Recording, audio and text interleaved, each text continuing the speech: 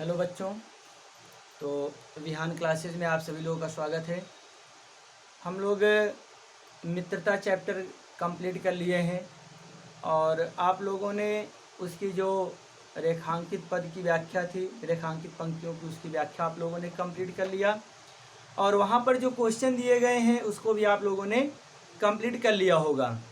और मित्रता चैप्टर जो है आपका वो हर दृष्टि से क्या है, बहुत ही महत्वपूर्ण है और आप उस चैप्टर को अच्छे से कंप्लीट करेंगे। ठीक, आज हम लोग पढ़ेंगे ममता। जयशंकर प्रसाद की एक छोटी सी कहानी है जो इतिहास पर आधारित है। ठीक, और मुगल काल से संबंधित है। यहाँ पर ममता एक स्त्री है और किस तरीके से वो बलिदान करती है और किस तरीके से मुग़ल साम्राज्य की रक्षा करती है, इन सब चीज़ों के बारे में यहाँ पर वर्णन किया गया है। जयशंकर प्रसाद जी ने इसका बहुत ही अच्छी तरीके से वर्णन किया है। और वो भी क्या रहती है, एक विधवा स्त्री रहती है। ठीक, तो देखते हैं। रोहतास दुर्ग के प्रकोष्ठ में बैठी हुई युवती ममता सोण के तीक्ष्ण गंभीर प्रवाह को देख रही है। ममता विधवा थी, उसका यौवन सोण के समान ही उमड़ रहा था। मन में वेदना, मस्तक में आंधी, आंखों में पानी की बरसात लिए वह सुख के कंटक शयन में विकल थी। वह रोहतास दुर्गपति के मंत्री चूड़ामणि की अकेली दुहिता थी। फिर उसके लिए कुछ अभाव होना असंभव था, परंतु वह विधवा थी। हिंदू विधवा संसार में सबसे निराश्रय प्राणी है, तब उसके विडंबना का कहाँ अंत था। ठीक, अब देखिए यहाँ पर जयशंकर प्रसाद जी लिख रहे हैं कि मुग़ल काल में जो रोहतास दुर्ग था उसका प्रकोष्ठ मतलब होता है एक कमरा, छोटा सा कमरा जो था, उसमें एक युवती बैठी है और उसका नाम क्या है, ममता है ना, उसका नाम ममता है। वहाँ बैठी हुई है और सोण के तीक्ष्ण, सोण मतलब क्या है, सोण मतलब यहाँ पर सोन नदी की बात की गई है ना। सोण का मतलब सोन है ना, सोण का मतलब क्या है, सोन मतलब जो सोन नदी का तीक्ष्ण प्रवाह है, तेज बहाव है, वह उसको क्या कर रही है, ममता अपने ही कमरे से, उस दुर्ग के छोटे से कमरे से वह सोन नदी के प्रवाह को देख रही है। और ममता क्या है, विधवा थी। ममता विधवा थी, उसका यौवन सोण के समान ही उमड़ रहा था, है ना, क्योंकि क्या था, ममता भी अभी नवयुवती ही थी, तो उसका जो यौवन था, उसकी जो जवानी थी, वह भी क्या है, जिस तरीके से सोन नदी में प्रवाह, जल प्रवाह उमड़ रहा था, उसी तरीके से उसका यौवन भी क्या कर रहा था, उमड़ रहा था, है ना। मन में वेदना मतलब दुख, मन में दुख, मस्तक में आंधी मतलब मस्तक में आंधी कहने का मतलब क्या है कि विचार इतनी तेजी से उसके दिमाग में आ रहे थे, उसके मस्तिष्क में आ रहे थे कि जैसे आंधी उत्पन्न कर रहे हों, और आंखों में पानी की बरसात लिए और उसके आंखों से आंसू गिर रहे थे। वह सुख के कंटक शयन में विकल थी। सुख के कंटक शयन समझिए पहले कि मतलब उसको हर प्रकार की जो भौतिक सुख सुविधाएं हैं उसको हर तरीके से सब उपलब्ध हैं, लेकिन फिर भी क्या है, वह कंटक शयन में विकल थी। विकल मतलब कांटों से भरे जो शयन है ना, जो क्या है, शयन कक्ष मतलब जो सोने का स्थान है, वो क्या है, उसमें भी वह पूरी तरीके से व्याकुल है, दुखी है। विकल मीन्स क्या होता है, व्याकुल या दुखी। तो ये ऐसा क्यों बोला गया कि सुख के कंटक शयन। आगे देखते हैं। वह रोहतास दुर्गपति के मंत्री चूड़ामणि की अकेली दुहिता थी। मतलब जो वहाँ का रोहतास दुर्ग था, उसके जो पूरे दुर्ग का मालिक था या जो दुर्गपति था, उसका मंत्री कौन था, चूड़ामणि। क्या था, चूड़ामणि। तो चूड़ामणि की अकेली दुहिता, दुहिता मीन्स होता है पुत्री, पुत्री का, बेटी का पर्यायवाची शब्द है दुहिता, है ना। तो चूड़ामणि की वो क्या थी, पुत्री थी। तो फिर उसके लिए कुछ अभाव होना असंभव था, है ना, चूंकि उस दुर्ग के जो दुर्गपति था उसके मंत्री थे चूड़ामणि। तो ममता के लिए किसी भी प्रकार की असुविधा होना या किसी बात की कमी रह जाना क्या था, उसके लिए असंभव था, है ना। उसके लिए सब कुछ उपलब्ध था। परंतु वह विधवा थी। लेकिन वो क्या थी? विधवा थी। और हिंदू विधवा संसार में सबसे निराश्रय प्राणी है। अब तो नहीं कहा जा सकता, लेकिन जिस समय ये कहानी लिखी गई थी उस समय भारतीय समाज में स्त्री का विधवा होना एक तरीके से समझिए कि पाप समझा जाता था, है ना। अगर कोई विधवा स्त्री रहती थी तो उसको किस तरीके से समाज के ताने और किस तरीके से कितनी समस्याओं का उसको सामना करना पड़ता था, वो उस समय की परिस्थितियों को जानने के बाद ही समझ में आ जाता है। ठीक, तो इसीलिए कहा गया कि हिंदू विधवा संसार में सबसे निराश्रय प्राणी है। मतलब जो हिंदू विधवा है, जैसे हिंदू समाज में, हिंदू धर्म में अगर कोई विधवा स्त्री है तो उससे निराश्रय प्राणी मतलब उसका कोई सहारा ही नहीं होता है। सबसे निराश्रय प्राणी वही है। तब उसकी विडंबना का कहाँ अंत था? करें कि तब उसके मन में जो विचार आ रहे थे, जो उसकी विडंबनाएं थी, जो उसके मन में असमंजस के भाव थे, फिर उसका कहाँ अंत होगा, है ना। उसका अंत कैसे हो सकता है? चूड़ामणि ने चुपचाप उसके प्रकोष्ठ में प्रवेश किया। स्वर्ण के प्रवाह में, उसके कलनाद में अपना जीवन मिलाने में वह बेसुध थी। पिता का आना न जान सकी।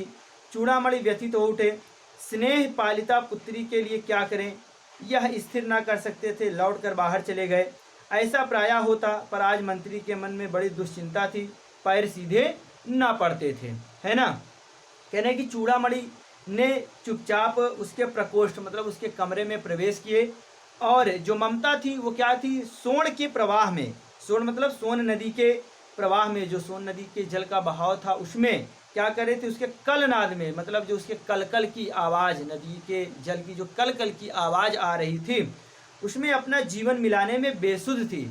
मतलब बेसुध मतलब उसको किसी प्रकार किसी भी चीज़ की सुध नहीं थी, उसका किसी भी प्रकार का कोई ख्याल नहीं था। उसी में अपना जीवन मिलाने के लिए वह क्या थी? बिल्कुल बेसुध हो गई थी। उसी में जीवन मिलाने के लिए मतलब जिस प्रकार से नदी के जल का प्रवाह कलकल की आवाज़ कर रहा है, उसी से अपने जीवन के अस्तित्व को भी वह मिलाते हुए चल रही थी। मतलब वह भी ऐसे सोच रही थी कि हमारा भी जीवन इसी प्रकार से व्यतीत होना चाहिए। फिर क्या हुआ? पिता का आना न जान सकी। और वह अपने पिताजी के आने मतलब उसके पिताजी चूड़ामणि क्या हुए? जब उसके कमरे में प्रवेश किए तो वह जान भी नहीं पाई। फिर क्या हुआ? चूड़ामणि व्यथित हो उठे, मतलब चूड़ामणि काफ़ी दुखी हो गए। और स्नेह पालिता मतलब प्रेम से पालन पोषण जिसका हुआ है, ऐसी पुत्री के लिए क्या करें, है ना। स्नेह पालिता पुत्री मतलब प्रेम पूर्वक जिस पुत्री का, जिस बच्ची का पालन पोषण किया गया है, उसके लिए क्या करें यह स्थिर न कर सकते थे। मतलब चूड़ामणि सोच रहे हैं कि आखिर उसके लिए हम क्या करें। वह खुद ही इस बात का विचार नहीं कर पा रहे थे कि आखिर अपनी पुत्री के लिए वो क्या करें, क्योंकि वह एक विधवा स्त्री थी। ठीक, लौट कर बाहर चले गए, मतलब उसके कमरे से बाहर चले आए। ऐसा प्रायः होता, कह रहे हैं कि ऐसा तो हमेशा होता था, पर आज मंत्री के मन में बड़ी दुश्चिंता थी, है ना। कह रहे हैं कि आज मंत्री जी के मन में मतलब चूड़ामणि के मन में क्या था? एक अलग प्रकार की ही चिंता दिखाई पड़ रही थी। पैर सीधे ना पड़ते थे, मतलब इस तरीके से चिंतित थे कि वो पैर कहीं और रखते थे और पड़ता कहीं और था, मतलब पैर ही सीधे उनके नहीं पड़ रहे थे। एक पहर बीत जाने पर वे फिर ममता के पास आए। उस समय उनके पीछे 10 सेवक चांदी के बड़े थालों में कुछ लिए खड़े थे। कितने ही मनुष्यों के पद शब्द सुन ममता ने घूम कर देखा। मंत्री ने सब थालों को रखने का संकेत किया। अनुचर थाल रखकर चले गए, है ना। कह रहे कि एक पहर बीत जाने पर, कह रहे कि एक पहर मतलब जैसे सुबह का टाइम, फिर दोपहर का टाइम, फिर शाम का टाइम, इस तरीके से, है ना। तो जब जिस समय चूड़ामणि उसके कमरे में प्रवेश किए थे, तब से एक पहर बीत जाने के बाद क्या हुआ? वे ममता के पास फिर आए और इस बार उनके साथ क्या थे? 10 सेवक मतलब 10 नौकर क्या थे? चांदी के बड़े बड़े थाल में कपड़े से ढके हुए कुछ चीज़ें लेकर आए, वो खड़े थे। तो जब इतने लोग आए तो उनके पैरों के शब्दों को सुनकर, मतलब मनुष्य के पद शब्द सुनकर, है ना, जितने भी लोग आए उनके पैरों की आहट सुनकर ममता घूमकर देखती है। तो मंत्री ने सब थालों को रखने का संकेत किया, है ना, मतलब नौकरों को क्या किए कि थाल जो लेकर आए थे उसको वहीं पर रखने का संकेत किए और अनुचर थाल रखकर चले गए। जितने भी नौकर थे सब वहीं पर वो जो चांदी के थाल लेकर आए थे वो लेकर के रख कर वहीं पर चले गए। ठीक, ममता ने पूछा, यह क्या है पिताजी? तेरे लिए बेटी उपहार है, कहकर चूड़ामणि ने उसका आवरण उलट दिया। स्वर्ण का पीलापन उस सुनहली संध्या में विकीर्ण होने लगा। ममता चौंक उठी।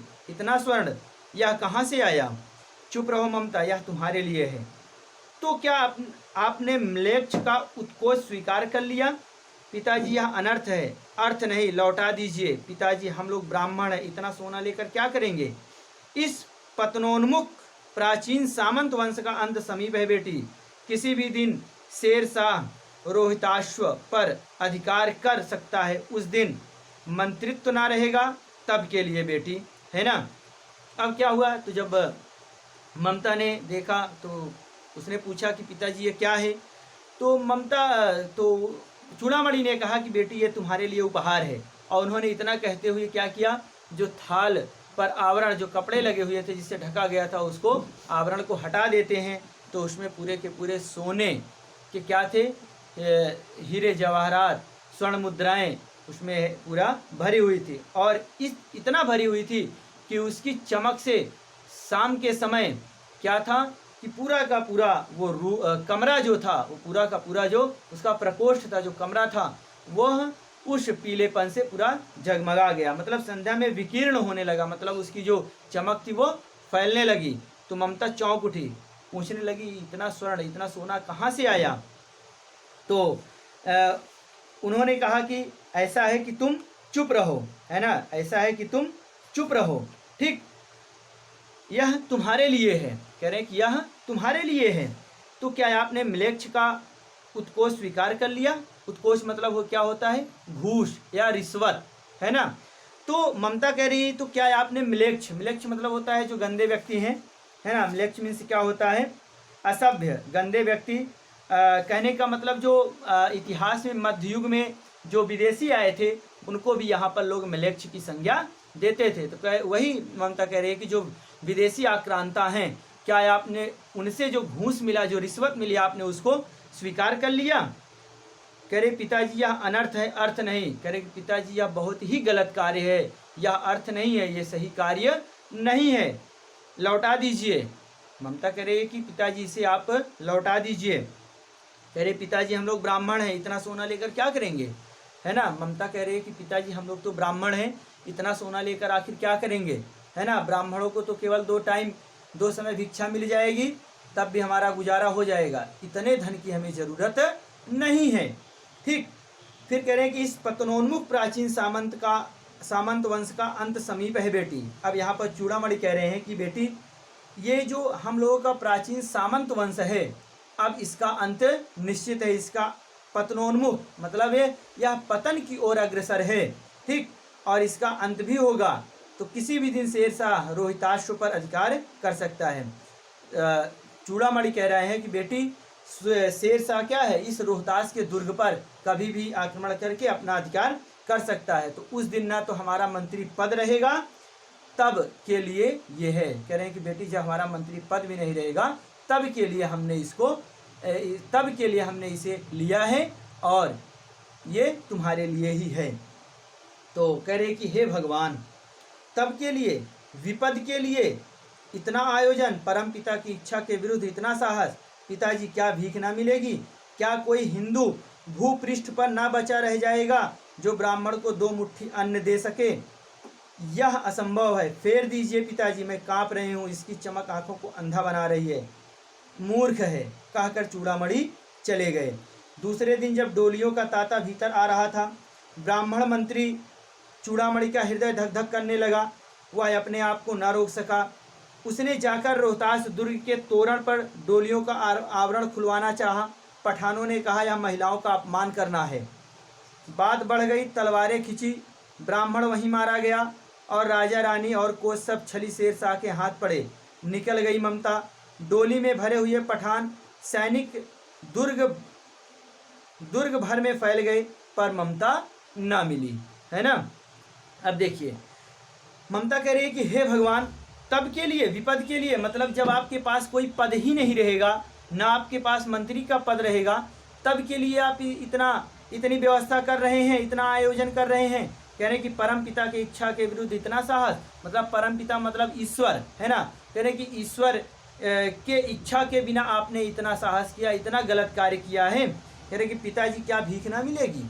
ममता कह रही कि पिताजी क्या इस पूरे भारतवर्ष में हम लोगों को कहीं 2 समय खाने के लिए, 2 समय भोजन करने के लिए हमें भिक्षा भी नहीं मिलेगी? क्या कोई हिंदू भूपृष्ठ पर न रह जाएगा? कह रहे कि कितने भी विदेशी आक्रांता आए, है ना, कितने भी आक्रमण हो, तो क्या इस भारत भूमि पर क्या एक भी हिंदू नहीं बचा रह जाएगा कि जो हमें भिक्षा ना दे सके? ठीक, जो ब्राह्मण को 2 मुट्ठी अन्न ना दे सके, यह असंभव है। ममता कह रही है तो असंभव है, कोई ना कोई तो रहेगा, पूरा हिंदू समाज रहेगा। ठीक, फेर दीजिए पिताजी, फेर दीजिए मतलब वापस कर दीजिए, है ना, फेर दीजिए, वापस कर दीजिए। मैं कांप रही हूँ, मतलब कह रहे कि मुझे डर लग रहा है, मुझे डर से कपकपी हो रही है, इसकी चमक आंखों को अंधा बना रही है। कह रहे कि जितनी देर तक यह मेरी आंखों के सामने रहेगा यह मुझे अंधा बना रही है ना, मतलब मेरा दिमाग काम नहीं कर रहा है।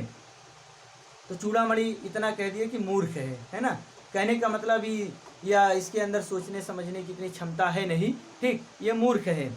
दूसरे दिन जब डोलियों का तांता भीतर आ रहा था, मतलब दुर्ग के अंदर डोलियां आ रही थी, तो ब्राह्मण मंत्री चूड़ामणि का हृदय धक धक करने लगा, मतलब उनको डर लगने लगा कि कुछ अनर्थ होने वाला है। तो वह अपने को न रोक सका। उसने जाकर रोहतास दुर्ग के तोरण, तोरण मतलब क्या होता है? द्वार। तोरण मीन्स क्या होता है? द्वार। मतलब जैसे दुर्ग बीच में होता है, चारों तरफ क्या होता है? चार दीवारी बनी होती है, तो चार दीवारी के पास जो द्वार होता है उसको तोरण बोला जाता है ना। तो उसी द्वार पर जाकर चूड़ामणि ने उनको रोकना चाहा और डोलियों का आवरण खुलवाना चाहा, मतलब जो डोलियां ढकी हुई थी तो वह देखना चाहता था कि आखिर डोलियों के अंदर है कौन। पठानों ने कहा यह महिलाओं का अपमान करना है ना। जो पठान सरदार थे, जितने पठान सैनिक थे, उन लोगों ने कहा कि चूड़ामणि से कि अगर आप ऐसा करते हैं तो ये महिलाओं का अपमान होगा कि डोलियों में महिलाएं आ रही हैं और आप प्रत्येक डोली को खुलवा कर देखेंगे तो ये महिलाओं का अपमान होगा। फिर क्या हुआ?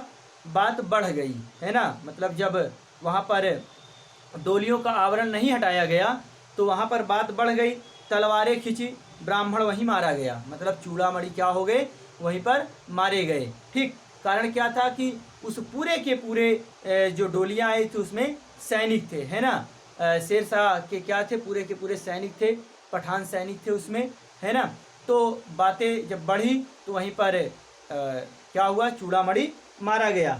राजा रानी और कोच सब छली शेरशाह के हाथ पड़े, है ना, मतलब जो राजा रानी थे, राजा रानी मतलब कौन? हुमायूं उस समय राजा था, है ना, मुगल साम्राज्य का। तो छली शेरशाह के हाथ पड़े, मतलब सब कुछ, जितने भी वहाँ पर कोच था, है ना, जितने भी पूरी संपत्ति थी, धन दौलत था, हीरे जवाहरात थे, मुद्राएं थी, सब क्या हो गया? शेरशाह के हाथ लग गए और ममता वहाँ से निकल गई, है ना, दुर्ग से ममता निकल गई। डोली में भरे हुए पठान सैनिक दुर्ग भर में फैल गए, मतलब जो डोली में भर भर कर पठान सैनिक आए थे वो पूरे के पूरे दुर्ग में चारों तरफ फैल गए, लेकिन ममता को नहीं पाए, ममता नहीं मिली। ठीक, फिर आगे काशी के उत्तर में धर्मचक्र विहार मौर्य और गुप्त सम्राटों की कीर्ति का खंडहर था। भग्न चूड़ा, तृण गुल्मों से ढके हुए प्राचीर, ईंटों के ढेर में बिखरी हुई भारतीय शिल्प की विभूति ग्रीष्म की चंद्रिका में अपने को शीतल कर रही थी। जहां पंचवर्गीय भिक्षु गौतम का उपदेश ग्रहण करने के लिए पहले मिले थे, उसी स्तूप के भग्नावशेष की मलिन छाया में एक झोपड़ी के दीपालोक में एक स्त्री पाठ कर रही थी। अनन्यास चिंतयन्तो माँ ये जनाः पर्युपासते, है ना। अब देखिए, कह रहे हैं कि काशी के उत्तर में धर्म चक्र विहार और गुप्त सम्राटों की कीर्ति का खंडहर था। ठीक, मतलब जहाँ पर ये घटना हुई थी उसके कह रहे हैं कि काशी के उत्तर में क्या था? धर्म चक्र विहार, मतलब धर्म चक्र परिवर्तन जहाँ से शुरू हुआ था, किसका? अशोक का, है ना, वहाँ पर उन्होंने धर्म चक्र जो बनवाया था, तो कह रहे हैं वहाँ पर और गुप्त सम्राटों की कीर्ति का खंडहर था, है ना।